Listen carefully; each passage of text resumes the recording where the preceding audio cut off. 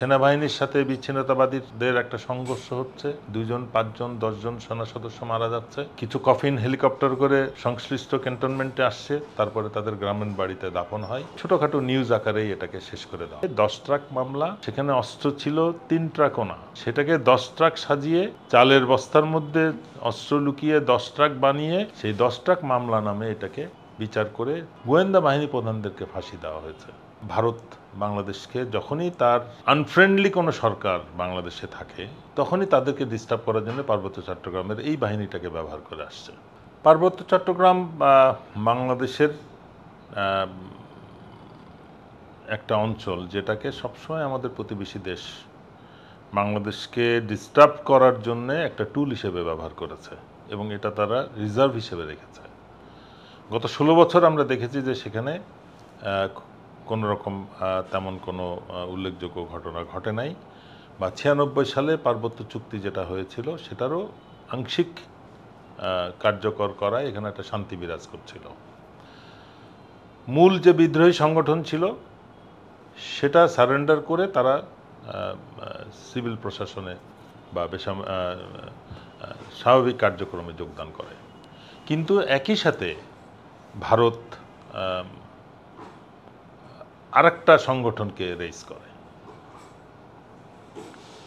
UPDF. এদেরকে দিয়ে সন্ত্রাসী কার্যক্রমটা জিয়ে রাখার চেষ্টা করে।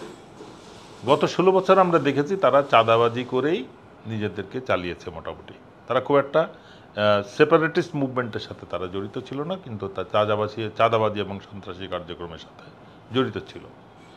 এই বাহিনীটাকে আবারও তারা সক্রিয় করেছে এবং বিচ্ছিন্নতাবাদী আন্দোলনের দিকে পার্বত্য চট্টগ্রাম অঞ্চলকে নেওয়ার চেষ্টা করছে। এটা সবসময় ভারত বাংলাদেশকে যখনই তার আনফ্রেন্ডলি কোনো সরকার বাংলাদেশে থাকে, বন্ধুভাবাপন্ন না, তখনই তাদেরকে ডিস্টার্ব করার জন্য পার্বত্য চট্টগ্রামের এই বাহিনীটাকে ব্যবহার করে আসছে। স্বাধীনতার পূর্ব থেকে, 71-এর পূর্ব থেকেই পাকিস্তান সময়েও ভারতের 7 সিস্টার্সের বিভিন্ন রকম বিচ্ছিন্নতাবাদী আন্দোলনের সাথে পাকিস্তান সরকার সহমর্মিতা প্রকাশ করে আসছিল, যেটা স্বাধীনতার পরেও জারি ছিল।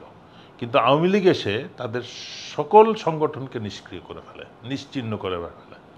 বাংলাদেশের ভিতরে ভারতের বিচ্ছিন্নতাবাদী সকল সংগঠনকে নিশ্চিহ্ন করে দেয়, যেটা আমি মনে করি আমাদের জন্য এখন সবথেকে বিপজ্জনক হয়ে গেছে। দুইটা দেশের স্বাধীনতা সার্বভৌমত্ব নিশ্চিত করতে গেলে সবসময় একটা টুলস ব্যবহার করে চ্যালেঞ্জ ছুড়ে দেওয়ার জন্য। ভারত এই মুহূর্তে একতরফাভাবে আমাদের উপরে চ্যালেঞ্জ ছুড়ে দিচ্ছে, বিচ্ছিন্নতাবাদী আন্দোলনকে ইন্ধন জুগিয়ে, ওয়ারাজ বাংলাদেশের হাতে এই মুহূর্তে কোনো কিছু নাই এবং ভবিষ্যতে যেন না হয় সেটা আমি মনে করি পৃথিবীর ইতিহাসে একমাত্র বাংলাদেশে যে জাতীয় গোয়েন্দা সংস্থার প্রধান দুজনকে বিচার করে ফাঁসির দণ্ড দেওয়া হয়েছে, যারা রাষ্ট্রীয় কাজে সম্পৃক্ততা, যদিও সেটা মিথ্যা, একটা ভুয়া মিথ্যা মামলা সাজিয়ে 10 ট্রাক মামলা, সেখানে অস্ত্র ছিল 3 ট্রাকও না, সেটাকে 10 ট্রাক সাজিয়ে চালের বস্তার মধ্যে অস্ত্র লুকিয়ে 10 ট্রাক বানিয়ে সেই 10 ট্রাক মামলা নামে এটাকে বিচার করে গোয়েন্দা বাহিনী প্রধানদেরকে ফাঁসি দেওয়া হয়েছে, তাদের সাথে তাদের অফিসারদেরকে। মূল উদ্দেশ্য ছিল বাংলাদেশের কোনো গোয়েন্দা সংস্থা ভবিষ্যতে যেন ভারতে বিচ্ছিন্নতাবাদী কোনো গোষ্ঠীকে কখনো সাহায্য প্রদান না করে। এটা একটা মানে বিরল ঘটনা এবং আমি মনে করি আমাদের নিরাপত্তার দিকে বিরাট একটা হুমকি বর্তমানে এই মুহূর্তে। এই বিষয়টা সরকার কিভাবে সিদ্ধান্ত নেবে জানি না, বাট বর্তমানের এনএসআই এবং ডিজিএফআই যারা এই কাজে অতীতে ইনভলভ ছিল তাদের পক্ষে আর এই ধরনের কার্যক্রম শুরু করার কোনো সুযোগ নেই। তারা পুরোটাই এবং ভারতীয় গোয়েন্দা দ্বারা, তাদের রিক্রুটমেন্ট বলি, তাদের প্রশিক্ষণ বলি, ওরিয়েন্টেশন বলি, সব কিছুই ভারতের দ্বারা নিয়ন্ত্রিত। সুতরাং তারা কখনো ভারতের বিচ্ছিন্নতাবাদী আন্দোলনের সাথে যুক্ত যারা তাদের সাথে সম্পৃক্ত হতে পারবে না বা তাদের কোনো সহযোগিতা প্রদান করতে সক্ষম হবে না বা করবেও না। ওয়ারাজ ভারত নির্বিঘ্নে তাদের বাংলাদেশের ভিতরে তাদের বিভিন্ন গোয়েন্দা এজেন্সিতে তাদের নিয়োগকৃত এজেন্টদের দিয়ে বাংলাদেশের ভিতরে পার্বত্য চট্টগ্রামে যারা সন্ত্রাসী কর্মকাণ্ড চালাচ্ছে তাদেরকে ইন্ধন জুগিয়ে যাচ্ছে। এটা নিঃসন্দেহে একটা দুঃখজনক ঘটনা। এই বিষয়টাকে সরকারকে অবশ্যই গুরুত্বের সাথে বিবেচনা করতে হবে। সেই সাথে আরাকান সমস্যা, যেটা আস্তে আস্তে আরাকান বাহিনীদের সাথে রোহিঙ্গাদের একটা যুদ্ধ শুরু হয়ে গেছে, সেটাকেও একটা কমপ্লিকেটেড ভবিষ্যতের দিকে নিয়ে যাচ্ছে।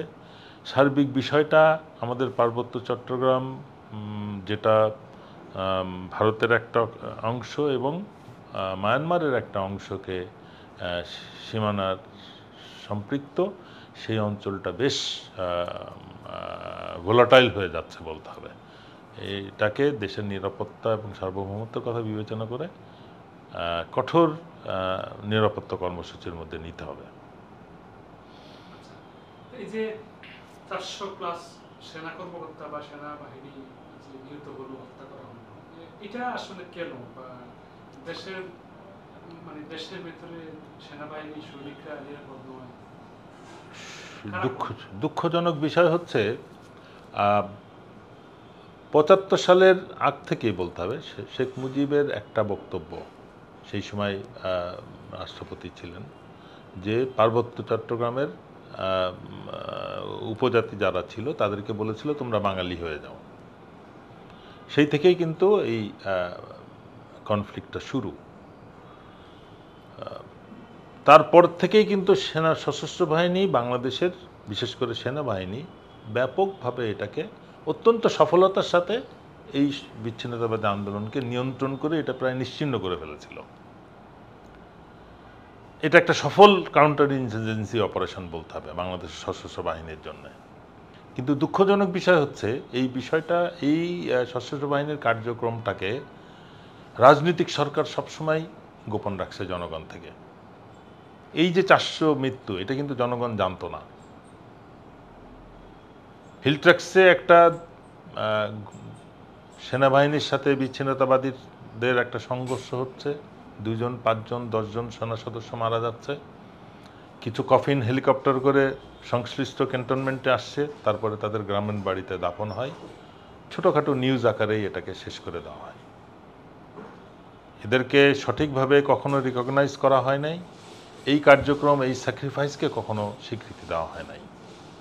এই কনফ্লিক্টটাকে সীমিত আকারে রাখার জন্য, বাট যেটা আমি মনে করি সেটা একটা বিরাট রাজনৈতিক ভুল ছিল। সশস্ত্র বাহিনীর এই স্যাক্রিফাইসটাকে যদি রাজনৈতিক সরকার স্বীকৃতি দিত, তাহলে আজকে সশস্ত্র বাহিনী আরও সক্রিয়ভাবে এই আন্দোলনটা বা এই বিচ্ছিন্নতাবাদী কার্যক্রমটাকে নিয়ন্ত্রণ করতে পারত। সবথেকে বেশি বাগড়া দিয়েছে এই কার্যক্রমে যখন 96 সালে শেখ হাসিনা সরকার একটা তথাকথিত শান্তি চুক্তির মাধ্যমে সেনাবাহিনীর ক্যাম্প ক্লোজ করে একটা সীমিত সংখ্যক উপস্থিতিতে নিশ্চিত করছে। এইটাকে তারা এখন কাজে লাগাচ্ছে।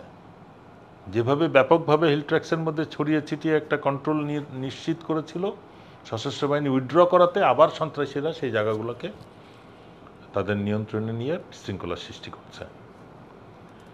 এবং সেনাবাহিনীকে তাদের স্যাক্রিফাইসের স্বীকৃতি না দেওয়ায় সেনাবাহিনীও আমি মনে করি আগের মতো অতটা আগ্রহ দেখাতে পারছে না বা দেখাতে চাচ্ছে না, বা